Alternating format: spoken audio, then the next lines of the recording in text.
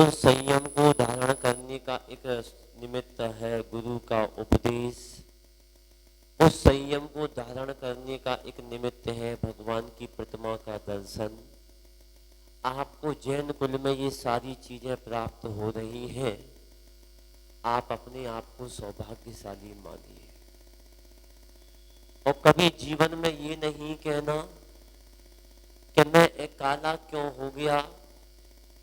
जीवन में कभी ये नहीं कहना कि मैं दरिद्री क्यों हो गया। जीवन में कभी ये मत कहना कि मैं पैसा व्यापार से रहित क्यों हो गया। जीवन में ये सोचना कि भगवान मुझे जैन कुल में तुमने जन्म प्राप्त किया है, मैं अपने इस जीवन का कल्याण कर सकूं, अपने आत्म तत्व को समझ सकूं, अपने इस जीवन को समझ सकूं। संसार में तो कई बार जन्म मरण कर लिया, एक श्वास में 8-10 बार। निगोरी अजीब एक श्वास में 18 बार जन्म ले लेता है। जन्मदिन मनाने वालों, हैप्पी बर्थडे मनाने वालों, निगोद में तो प्रति समय जन्मदिन बनता है और मृत्यु दिन बनता है। कब तक इस संसार में भटकते रहोगे? कब तक इस संसार में घूमते रहोगे? कब तक घुमक्कड़ बने रहोगे? यात्री बनो, अपने जीवन को समझने का प्रयास करो। दुनिया के लिए बहुत समय दे दिया, अब अपने आत्म तत्व को समझने के लिए समय निकालो।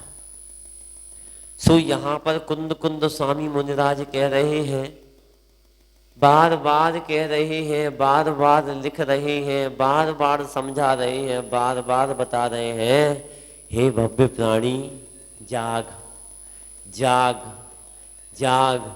मोह की नींद में कब तक सोता रहेगा?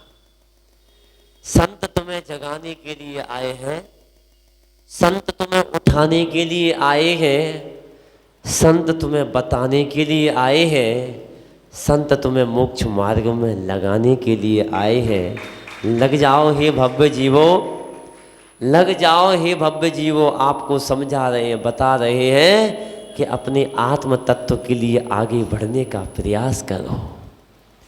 कितना समय निकल गया, कितनी तुमने त्रियंच की पर्याय प्राप्त करी, कितनी तुमने मनुष्य की पर्याय प्राप्त करी, कितनी तुमने देवगति का पर्याय प्राप्त करी, कितनी बार तुम निगोद नरक में गए भगवान।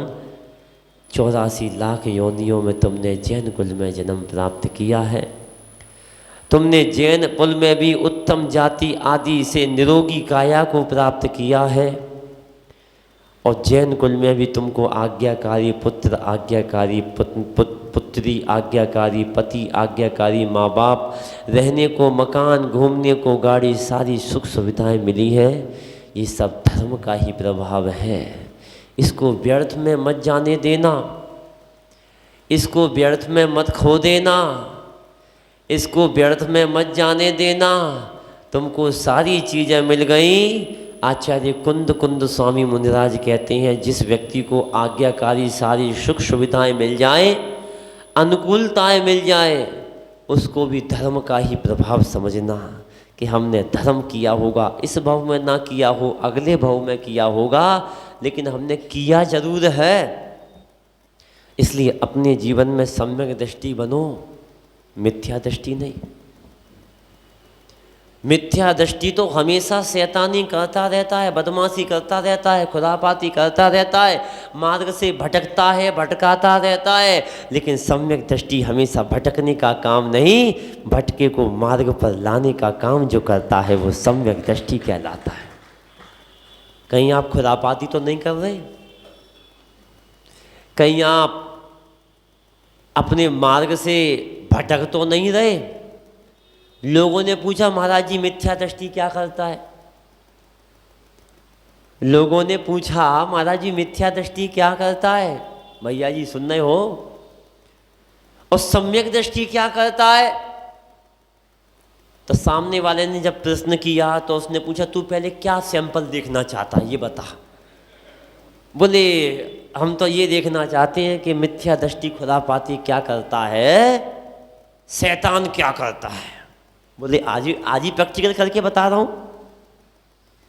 सो उसने कहा देख शैतान, मुझे मारना पीटना नहीं, मैं एग्जाम्पल दे रहा हूं, नहीं तू मुझे मारने लगे।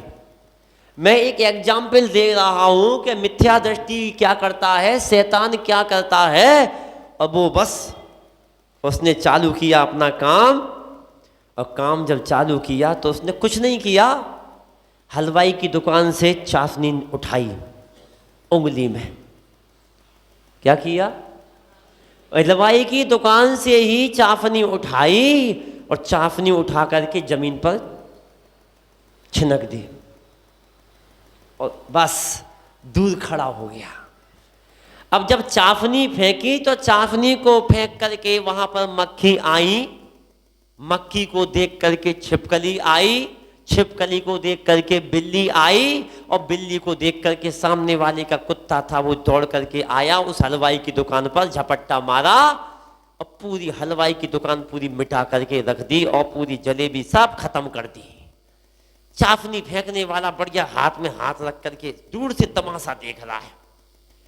अब जिसका कुत्ता था और जिसका सामान था, हलवाई की और कुत्ते की लड़ाई।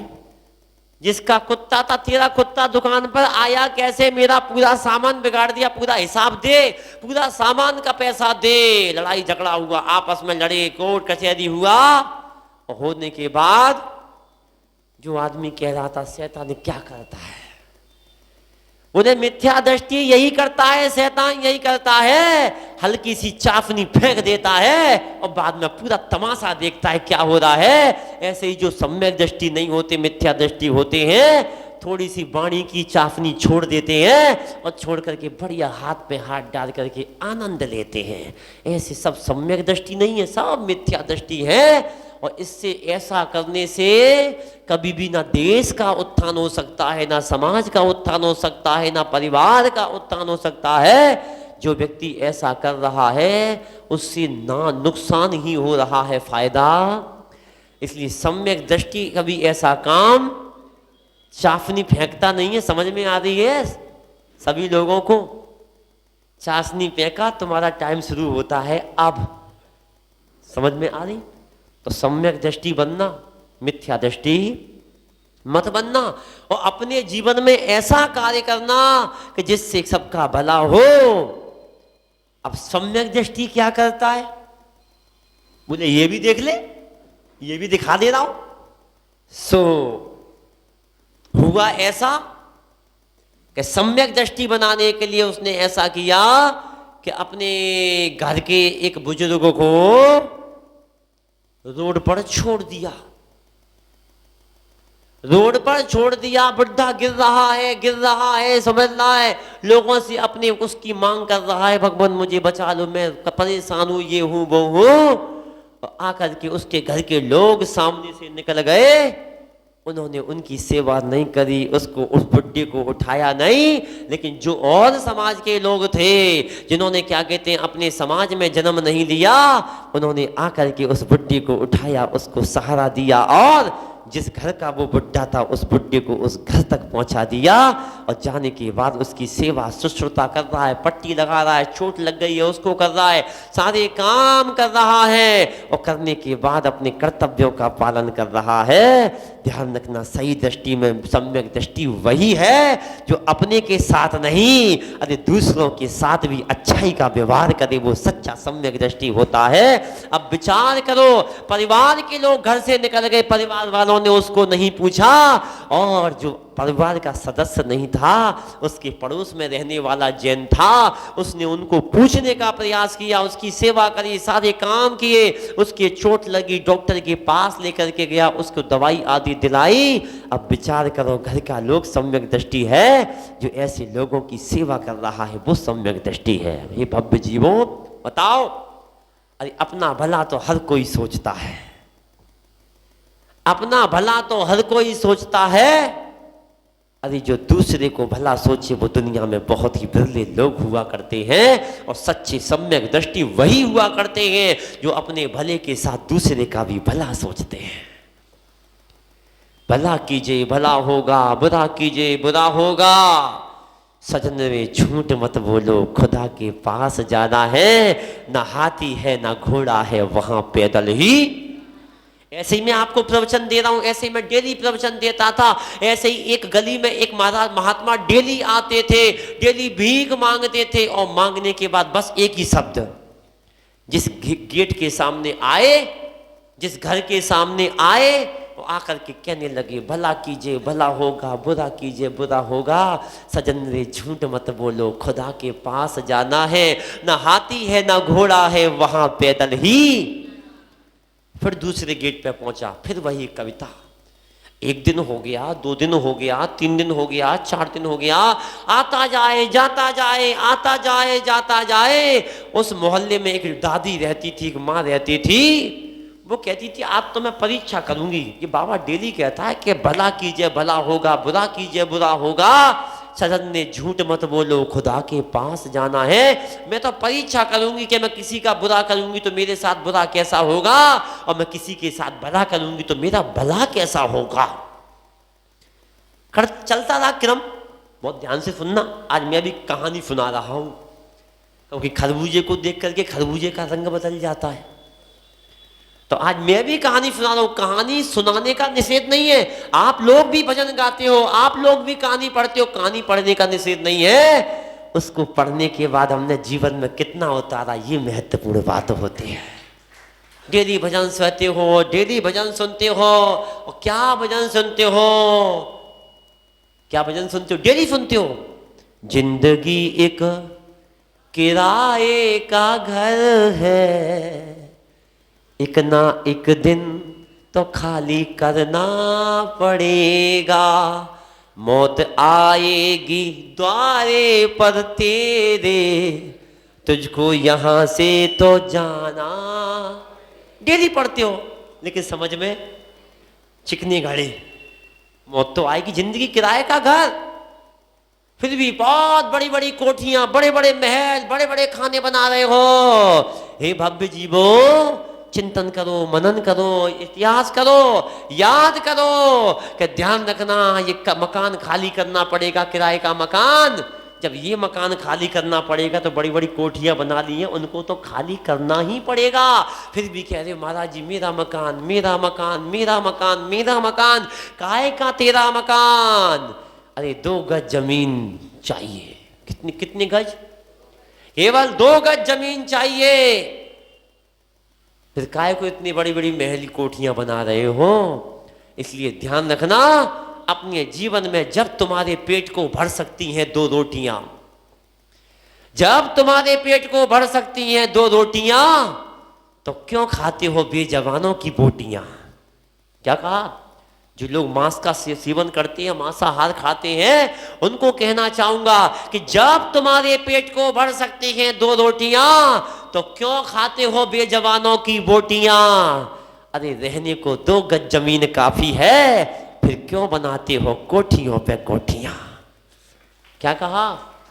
रहने को 2 गज जमीन काफी है, फिर क्यों बनाते हो कोठियों पर कोठियां।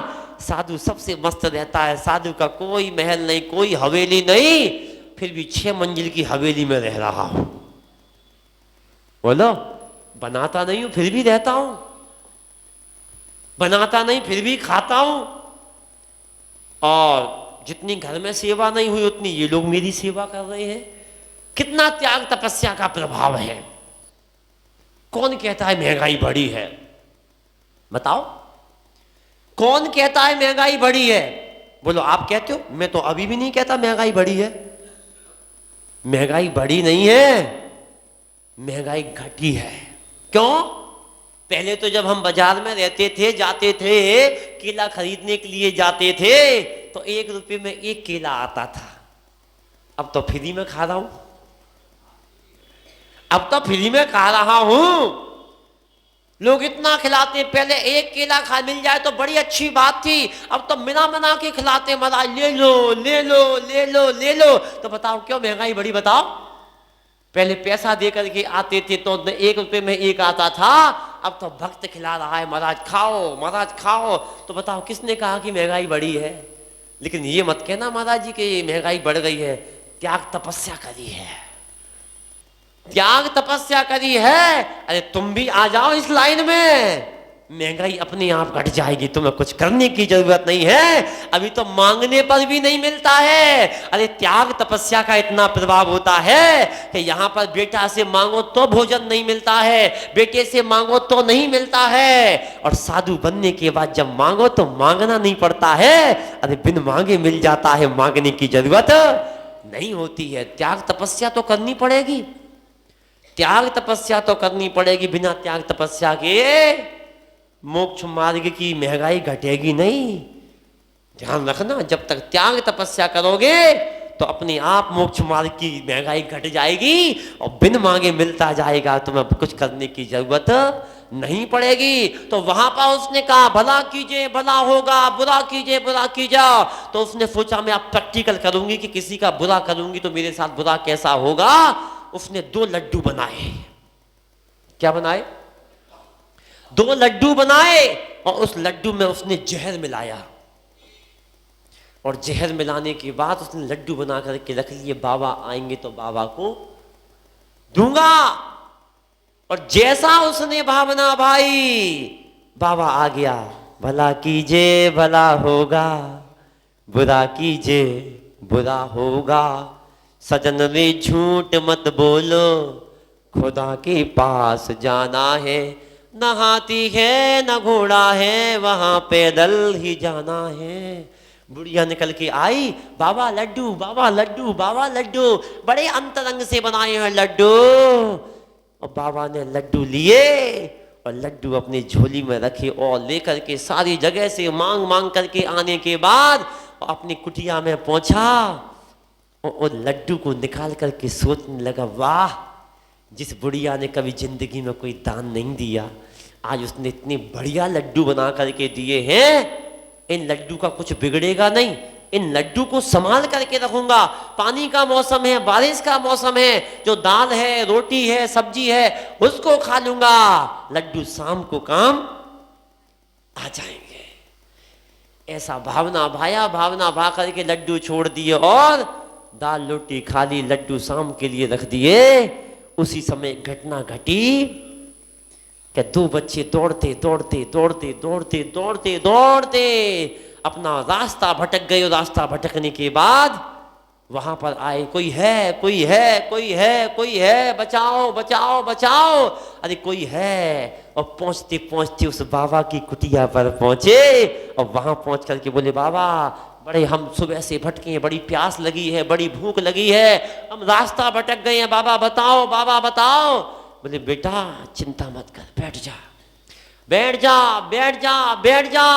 घड़े में से पानी निकाला, पानी निकाल करके दे दिया, और निकालने के बाद बोला, बाबा भूख लगी है कुछ दो, बाबा भूख लगी है कुछ दो। बेटा कहावत बनी है, दाने दाने पे लिखा है खाने वाले का नाम। अरे दुनिया में उस बुढ़िया ने कभी आज तक मुझे कोई चीज नहीं दी, उसने आज जिंदगी में पहली बार लड्डू दिए। ये लड्डू मेरी किस्मत में नहीं थे बेटा, तुम 2 लोग आए हो, उस बुढ़िया ने 2 ही लड्डू दिए थे, लो 1 लड्डू तू खा ले 1 लड्डू तू खा ले। और दोनों को लड्डू खिलाए, और खिलाने के बाद पानी पिलाया, और दोनों को रास्ता पकड़ करके नदी तक छोड़ करके आया, और बताया इस नदी से ऐसे निकल जाना तुम अपने घर पहुंच जाओगे। रात हुई, रात निकली, सुबह उस नदी के किनारे वो दोनों बच्चे मरे हुए मिले। दोनों बच्चे मरे हुए मिले। हाहाकार बन गया कि काली पैंट पहन करके आया है, हरी पैंट पहन करके आया है, और चर्चा हो गई। चर्चा होने के बाद उसी बुढ़िया के दोनों बच्चे नदी पर नहाने के लिए गए थे, जो लौट करके नहीं आए।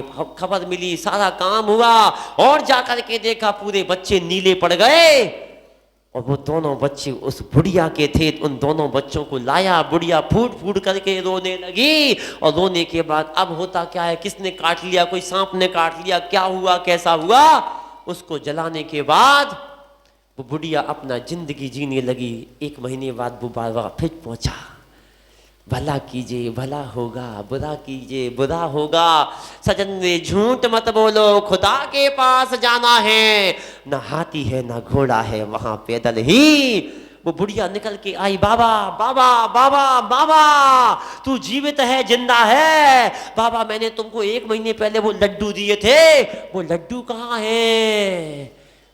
वो बाबा बोला, बेटा क्या बताऊं, जिंदगी में तूने तो 2 लड्डू दिए थे, कहाँ मेरी किस्मत में थे।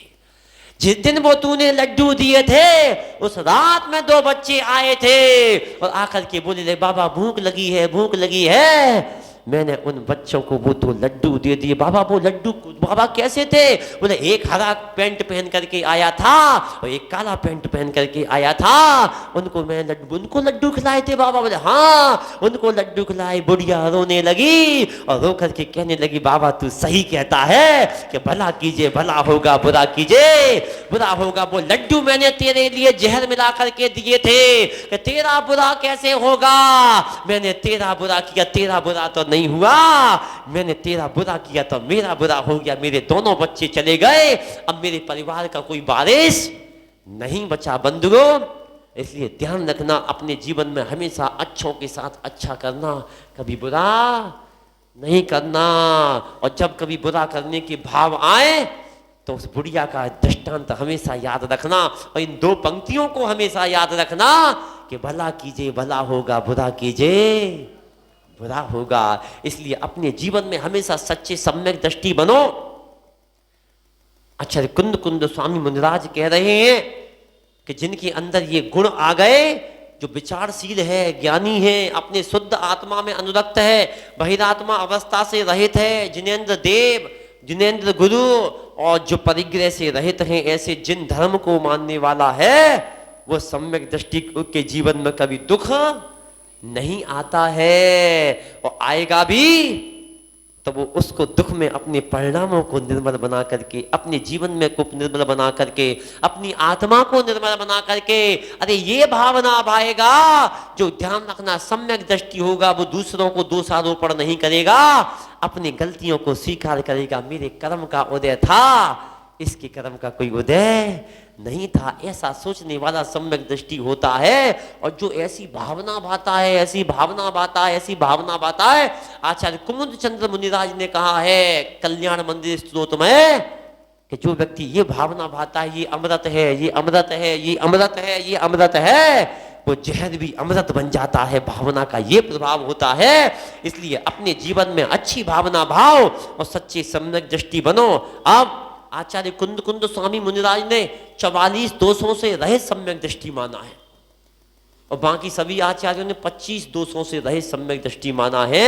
आगे की गाथा नंबर 7, मय मूढ़ मणाय दणम संकाई वसण भय मई यारम जेसिम 14 लेदो ण संति ते होन्ति सद्दिद्धि मय मूढ़ मणाय दणम संकाई वसण भय मई यारम जेसिम 14 लेदो ण संति ते होन्ति सद्दिद्धि मय मूढ़ मणाय दणम संकाई वसण भय मई याणम जेसिम 14 ले दो न संति ते होन्ति सद्दिद्धि। जैसे मैं यहां रिवीजन करा रहा हूं, घर में आप लोग रिवीजन करते कि नहीं करते कि यही पुस्तक छोड़ जाते हो? 1 महीने में 2 गाथा याद नहीं हुई तुमको, बताओ कैसे तुम अपना घर चलाते हो, कैसे अपने बच्चों को चलाते हो, कैसे अपने परिवार को चलाते हो, बताओ। मय मूढ़ मणाय दणम संकाई वसण भय मई याणम जेसिम 14 ले दो न संति ते होन्ति सद्दिद्धि। पढ़ो सब एक साथ।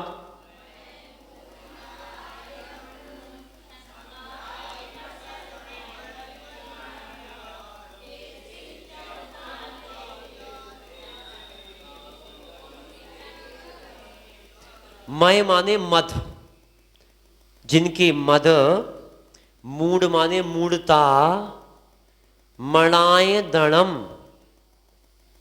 और अनायतनम, आय अनायतन। क्या कहा? जिनके मद, 8 मद, 3 मूढ़ता, 6 अनायतन और संकाई, संकादि दोष कितने? 5। फिर उसके बाद वसण माने व्यसन, भय माने भय, अतिचारम माने अतिचार, सम्यक दर्शन के 5 अतिचार। फिर जेसिम माने जिनके, 14 ले 2 माने 44। कितने हो गए? 8 मद, 8 संकादि दोष, 3 मूढ़ता, 6 अनायतन, 7 भय, 7 व्यसन और 5 अतिचार। ऐसे जो 44 दोष, दोष माने दोष, ना माने नहीं, संति माने होते हैं, ते माने वे, सद्दृष्टि सम्यक दृष्टि होती, वही सम्यक दृष्टि कहलाती है। ठीक है ना? तो 44 दोषों से रहित में आपके व्यसन हो गए 7 भय हो गए, फिर तुम्हारे क्या कहते हैं 7, उसके 8 संकादि दोष हो गए। अब आएगा 8 मद। क्या आएंगे? 8 मद। क्या होते हैं, कौन कौन से होते हैं, किस प्रकार के होते हैं, कैसा इनका वर्णन होता है? तो आप सबको इन सब चीजों का पालन करना चाहिए और अपने जीवन में सच्चे सम्यक दृष्टि बनना चाहिए। जो दोष करे वो दोषी, जो दोष करे वो दोषी, और जो दोष ना करे वो निर्दोषी। क्या कहा? दोषी बनना है कि निर्दोषी बनना है? हम सब निर्दोष हैं, हो ना आप लोग निर्दोष? अगर निर्दोष बनना चाहते हो तो दोषों को छोड़ने का प्रयास करो। जो दोषों को छोड़ता है वही निर्दोष बनता है, और जो दोषों को नहीं छोड़ता है वो कभी निर्दोष नहीं बनता। आप सब लोग निर्दोष बनने का प्रयास करो, अपने जीवन में सच्ची सम्यक दृष्टि बनने का प्रयास करो, कोशिश करो, अपनी कोशिश करते रहो, करते रहो, करते रहो, करते रहो। कब तक? 31 अक्टूबर तक। अभी फिर महाराज जी चले जाएंगे तो फिर करना बंद। ऐसा जैसा खाना खाना बंद नहीं करते हो, डेली हो, चाहे महाराज हो, चाहे बारिश हो, चाहे पानी हो, चाहे दुकान खुले या ना खुले, भोजन तो चाहिए। वैसे ही सच्चा सम्यक दृष्टि वो होता है जो इन गुणों का पालन अपने जीवन के अंत समय तक करता रहता है, करता रहता है, करता रहता है।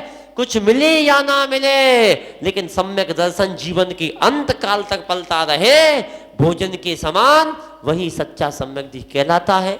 आप सब लोग अपने जीवन में भला कीजिए, भला होगा, बुरा कीजिए, बुरा होगा।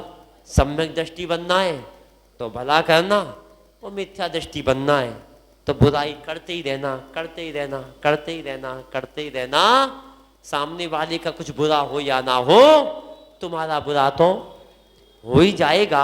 और मैं एक छोटी सी बात कह करके बस माइक उनके पास पहुंच रहा है कि मैं आप लोगों से कहूंगा कि ध्यान रखना, जीवन में एक दृष्टांत हमेशा याद रखना। सामने वाला तुम्हारा कितना भी बुराई करे, कितना भी तुम्हारे ऊपर दोषारोपण करे, कुछ भी कहे, मैं एक छोटा सा एग्जाम्पल आपको दूंगा बस, कि ये घड़ी है और ये घड़ी मैंने महावीर को दी कि लो महावीर घड़ी ले लो, और महावीर ने घड़ी नहीं ली, तो घड़ी किसके पास रहेगी?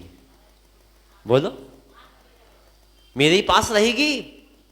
बस यही उदाहरण है, यही जीवंत उदाहरण है, ये सबसे बड़ा उदाहरण है। मैंने तुमको कोई वस्तु दी और तुमने अगर नहीं ली तो वो वस्तु मेरे पास रही। अरे सामने वाला तुम्हारी निंदा करे, तुम्हारे ऊपर दोष लगाए, तुमको ऊपर कुछ भी कहे, और अगर तुमने उनको ग्रहण नहीं किया, वो सारे दोष उसी के पास रहेंगे, तुम्हारे पास नहीं रहेंगे। इसलिए अपने जीवन में कहने दो कहने दो कहने दो कहने दो, मैं जो कह रहा हूं मैं अपने धर्म के अनुसार अच्छा कर रहा हूं, मैं सही हूं। काम करेंगे तो लोग कहेंगे, चलेंगे तो गिरेंगे, और अगर नहीं चलेंगे तो कभी गिरेंगे नहीं। अपने जीवन में अच्छे काम करो। इन्हीं मंगल भावनाओं के साथ बोलिए आचार्य भगवंत सिंह निर्भय सागर जी महाराज की